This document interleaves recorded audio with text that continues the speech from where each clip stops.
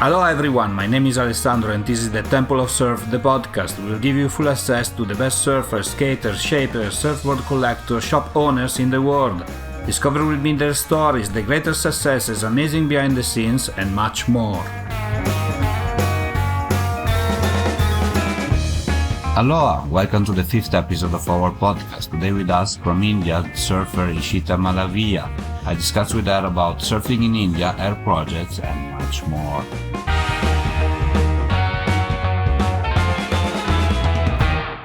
Hello Ishita, welcome to the show. Where are you today? Hi, I'm in California right now. Wow, different, right? Everybody would expect you were in India while you are in California for surfing, chasing some waves. What you're doing over there? Yeah, I'm here visiting family and surfing. I think 2020 was quite a year of just sitting in the house for me. I was pretty isolated, so I needed a change. I wanted to get out, and I thought I'll come here, visit family, and go surfing in California winter. The water is so cold. Oh my God, it's so cold, but I'm enjoying the challenge. Okay, that's nice.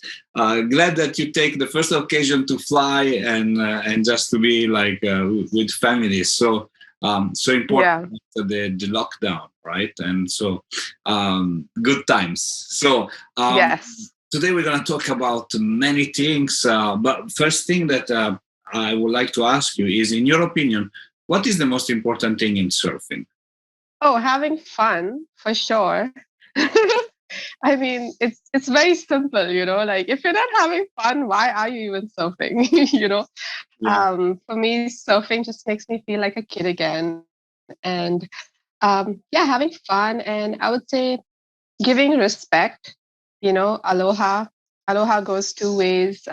Respecting the people that came before you, that taught you how to surf, and giving respect in the lineup to other people and looking out for each other, sharing waves, smiling, having a good time. That's what it's about. Definitely, I agree with you. And respect is a big component, right? It's still it can be a very dangerous sport. So like respecting the lineup and making sure like everybody goes back home safe and with stock and happy and better than before, right? Yeah, just to make sure that everyone's having a good time, so you look out for each other in the water. Exactly. And you do that by giving respect and being kind. Definitely. I agree with you. What was your first surfboard? And do you still have it? Oh my God, my first surfboard should not even be called a surfboard. It was like a 8-foot Bic board. I don't know if you even know of this company called Bic. They make like plastic. Yes. Okay. Yeah, it was a Bic board, and it was a serial nose diver. Like it had an inverted rocker almost. So you had to literally like hold it up in the water. So as you can tell, it took me really long to learn how to surf. But I still do have it. Still do have it. In fact, I started surfing with my friend, and our first board, we pretty much sold everything we had to buy that board. We had to like hustle, we had to sell almost whatever we had to buy that board because it was like 10,000 rupees, and we were broke college students back then. So for 2 years, we shared one board. And watched each other surf and corrected each other's mistakes. Yeah, so I still have it, but it wasn't the best board. Definitely, there is always a starting point for all of us, right? And the coolest thing is that you still have it. So it means that somehow you're attached to it, right? Even if nose dives all the time and maybe not the best for some, right? It's part of the story, part of the original story. And that's what inspired us to start giving surf lessons and make more money to buy a proper board. How is surf today in India and how was surf back then? Have you seen an evolution? Oh yeah, definitely. I started surfing back in 2007, and back then, if you literally Googled surfing in India, nothing would show up. And I think there were only about 13 surfers in the whole country of 1.2 billion people. Wow. And we had only heard of surfers like on the East Coast, we just heard stories like, yeah, I think there are people surfing out there, and yeah, it was non-existent. And even when I decided to start surfing and start a surf school with my friend Tushar, who I ran the Shaka Surf Club with, like no one understood what surfing was. People thought we were crazy to move from the city to a small fishing village and start a surf school.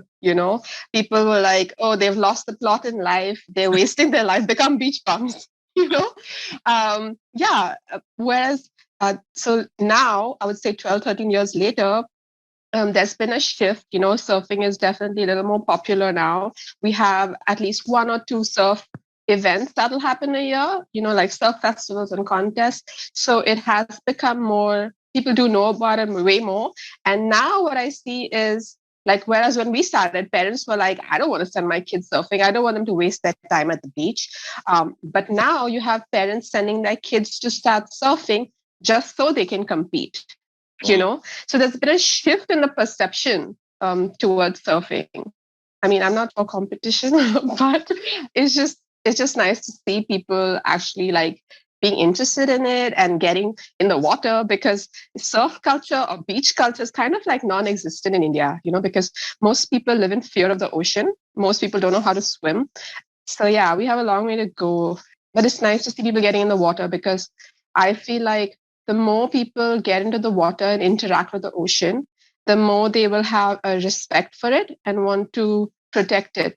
Because right now it's kind of like people people don't even consider the ocean. It's like their back. I don't know how to explain it. They take it for granted in a certain way. Yeah, and they don't have that connection with it, So even if I'm talking about like in terms of a global problem we have about, uh, oceans being polluted, right? People don't really have that awareness. Like, where does your trash end up? It's kind of like out of sight, out of mind mentality. Whether it's people living in a small fishing village who don't have any other options but to throw their trash in the river, or it's people in the big cities. You have like so much sewage being pumped into the sea, right? Raw sewage. Like, look at a city like Bombay. There's like 26 million people, and that sewage is just going unfiltered into the ocean. So for me, it's like the more surfers that are born, you'll have more people being conscious about these issues, and then will actually feel inspired or motivated to actually address these concerns, and then we'll actually see like more positive change happening. So for me, I feel like surfing can contribute in such a positive way to any community. So yeah, that's why I want to see more surfers in India. Definitely, and like as you said, more people will surf, more better will be for the environment, and good things will come, right? And so, yeah, very important. I was reading a lot about you, and also in your website, Instagram, and I read about the petition for 30 by 30, right? How is it called? 30-30? Yeah. Why do you 30 by 30? Yeah. I mean, I support it because in the future, kids are going to be reading about fish in their textbooks, like something in the past, And that's a shame. Like, we need to be working towards combating climate change and, yeah, demanding governments to take action towards these things. So I definitely want to support, especially the surf community that is being active in this, mission. Yeah. So yeah, it means a lot to me. Yeah, definitely. Minimum 30% of the water of the ocean should be like clean. Yeah. By 2030 minimum. Like we should really go for 100. Not yeah. It's not a. Yeah. So protect 30% of our oceans and then even safeguard the rest of the 70%, that's the minimum we can do. I don't think that's a goal that cannot be achieved. I think we can do it.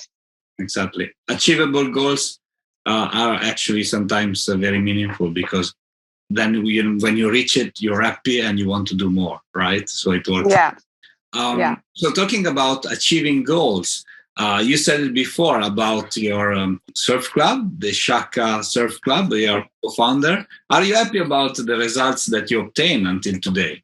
Yeah, the Shaka Surf Club is a passion project for my friend Tushar and I. When we started surfing, no one in our friend circle really was as excited about it as we were. It was quite surprising, like people we went to school or, grew up with, they were like, oh, yeah.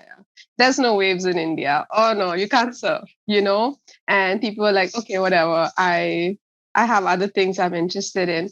But when we discovered this small fishing village that we're now based in, we would go surf and all the kids would sit on the rocks and watch us, and they would like cheer for us and clap when we caught a wave. So when we went there, like I bet they had never even seen or heard of surfing, but they were so stoked about it. And we were like, we have to take these kids surfing. And they didn't know how to swim. And we put just some life jackets on them. And I remember the day we took these two kids out, the whole village came onto the beach to watch them surf because they couldn't believe, that these kids were surfing. So and even where we are, we don't actually speak the local language. So the way we were communicating with the locals was literally through smiles and shakas and the pure joy of surfing.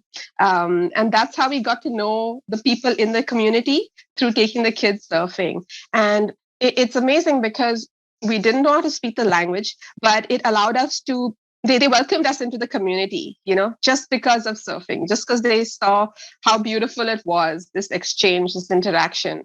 And so from day one, the Shaka Surf Club has been a community project. Primarily, we're a surf school. So we have people coming from all over India and around the world coming to learn to surf with us. We have a campsite. And we also work very closely with like 5 families in the fishing village. So one family makes breakfast, one makes lunch, one makes dinner, nice. One is chai, one is housekeeping. Yeah. So basically all the kids, the grandmoms of the kids that surf with us, they work with us, the mothers and the grand. Mm-hmm. So it's this really beautiful community that we've built, through surfing. And when people come there, they really get to interact with the locals in a way that's very genuine, whereas I feel like sometimes when you go to a touristy place, but over here you really get to like meet the people, interact with them on a one-on-one basis and actually get a feel of what daily life is like in the village. Amazing. So I really like that. Amazing. I like the idea of embracing our community around like what can be a surf club, right? Where at the end it becomes like part of the community itself and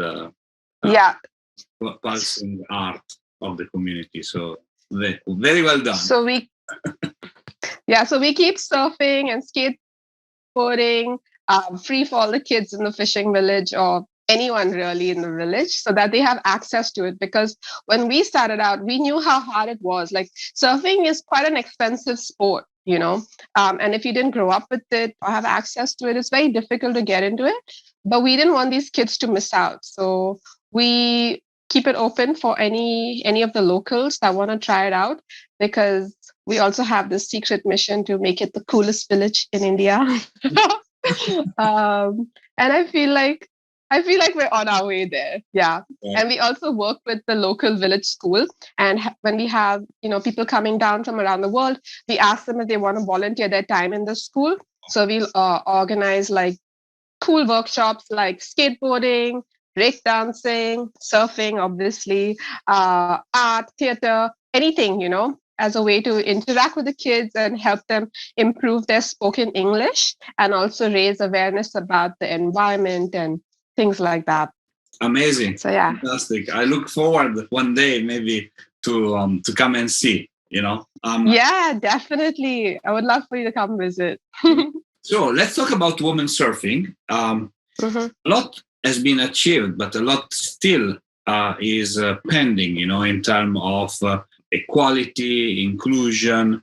What do you think is the next target, the next objective to be achieved? If you were sitting on top of the federation and you could make a choice. I mean, I would just say definitely. I think we're already getting there. We're heading towards a more inclusive future for sure. I think women's surfing is definitely getting a lot of attention lately. I would say, yeah, definitely more events where women can gather. We definitely need to build a sense of a surf sisterhood, I would say, where women are just organizing women's circles, things like that, where I would say like a big sister program where you go into communities and just, it's such a broad topic, but at least like if I have to talk about increasing the number of girl surfers, say in my local community, because I think surfing is so popular. A lot of women are getting into surfing, but in the smaller rural communities in India, for example, there's still a disparity. Like girls are still not encouraged to go get into the water because of so many reasons. Like they'll get dark, or like, families don't want them to interact with boys. Like there's so many factors, and girls, I feel, generally lack a sense of self-confidence.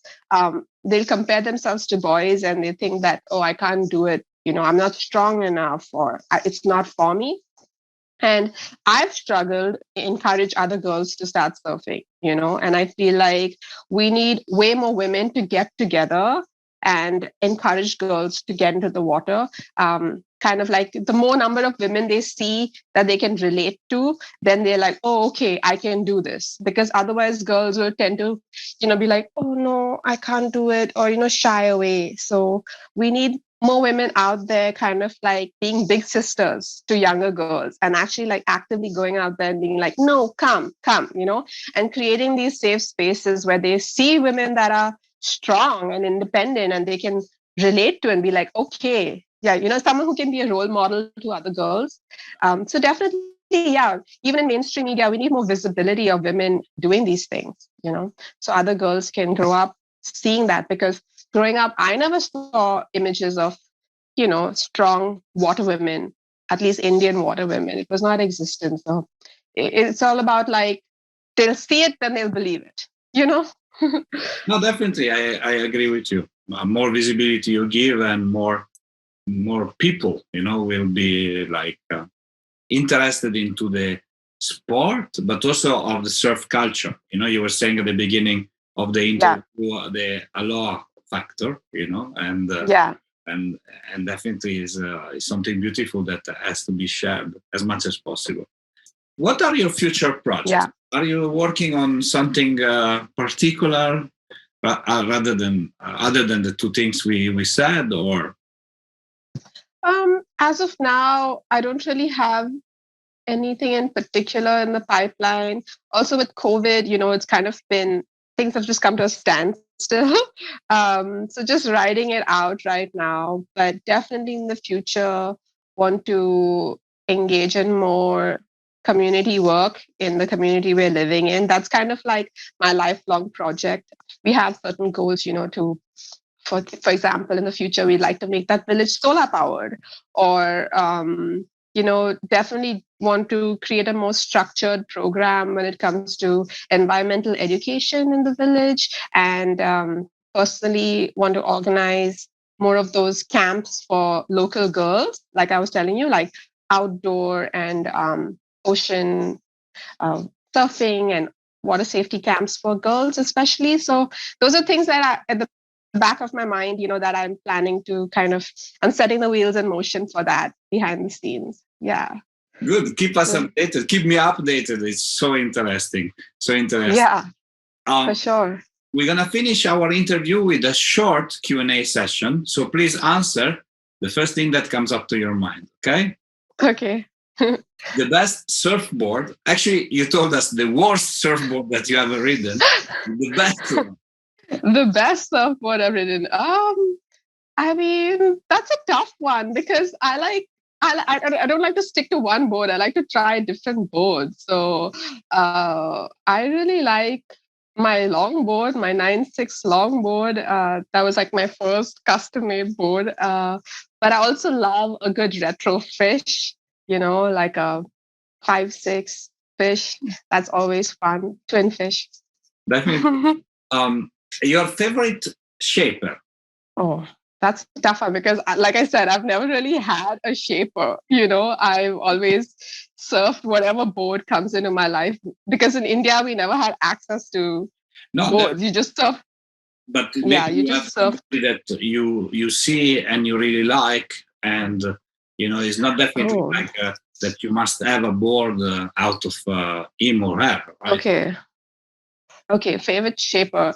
Well, in terms of longboards, I mean, I definitely want to try Takayama shape surfboard. But I even really like the Campbell brothers. They have these really interesting bonza shaped boards. Yeah.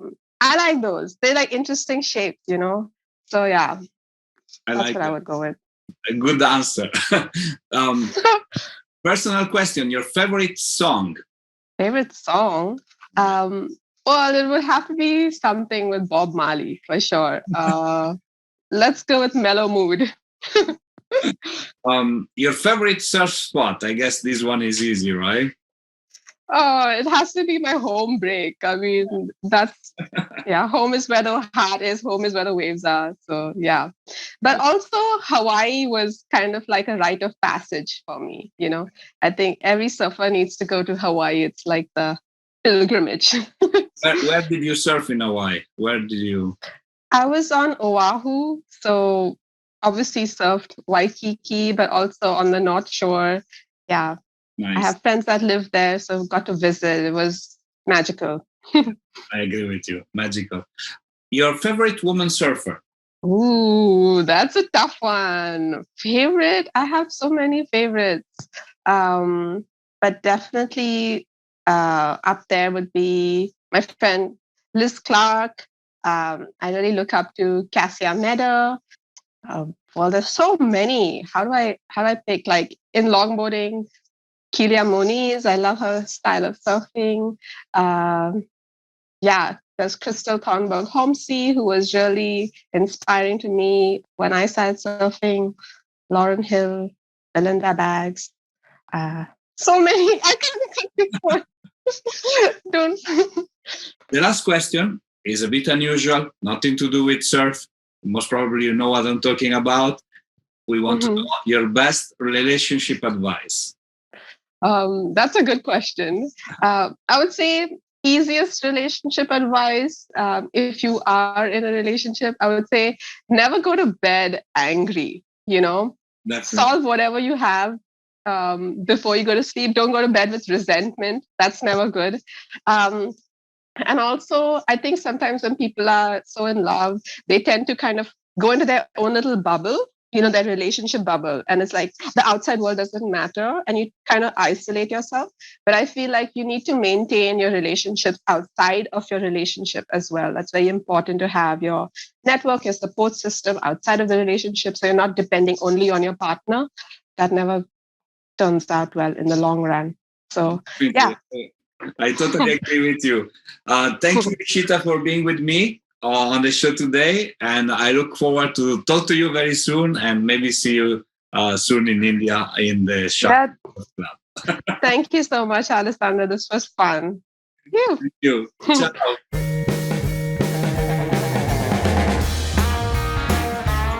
Hi, it's me again. I hope you enjoyed our today's episode. If you want to know more about us, please follow www.thetempleofsurf.com and all our social media. Mahalo!